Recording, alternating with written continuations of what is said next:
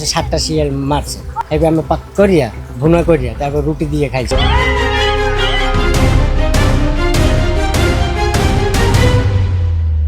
শেয়ালে মুরগি খেয়ে ফেলে, এই অজুহাতে এক অভিনব নৃশংস কাণ্ড ঘটিয়েছে বরিশাল 26 নং ওয়ার্ডের ময়দানখোলা এলাকার কতিপয় কিছু ব্যক্তিরা। লোকালয় থেকে এক এক করে 7টি শেয়ালকে ধরে জবাই করার পর সেই মাংস ভুনা করে রুটি দিয়ে খেয়েছেন স্থানীয়রা। শুনতে কিছুটা বিব্রতকর লাগলেও বাস্তবে এই ঘটনা এখন এলাকায় বেশ চাঞ্চল্যের সৃষ্টি করেছে।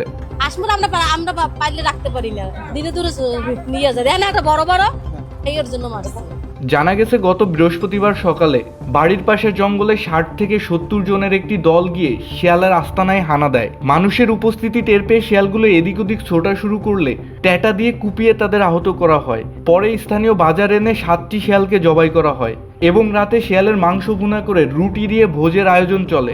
7টা শিয়াল মারছে, মারবার ধরেন হেরা চিন্তা করে মাসি জানে শিয়াল বলে খায়, খাইলে বলে রোগ যায় বলে কি, এই কারণে হেরা সবাই মিললে এটা জবা করিয়া খাইছে জানেন, ওটা রুটি দিয়ে বানাইয়া এবার আমি পাক করিয়া ভুনা করিয়া তারপর রুটি দিয়ে খাইছি। অভিযোগ করা হয়েছে স্থানীয় হারিস, নুরুল আমিন, জামাল খলিফা ও কামাল খলিফা মিলে শিয়ালগুলোকে ধরার পর এই মাংস রান্নার উদ্যোগ নেন।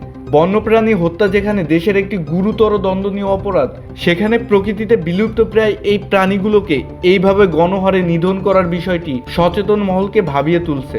এদিকে ঘটনাটিকে একটি গৃহীত অপরাধ উল্লেখ করে বরিশাল বন বিভাগ জানিয়েছেন, পুরো বিষয়টি খতিয়ে দেখে খুব শীঘ্রই আইনি ব্যবস্থা নেওয়া হবে।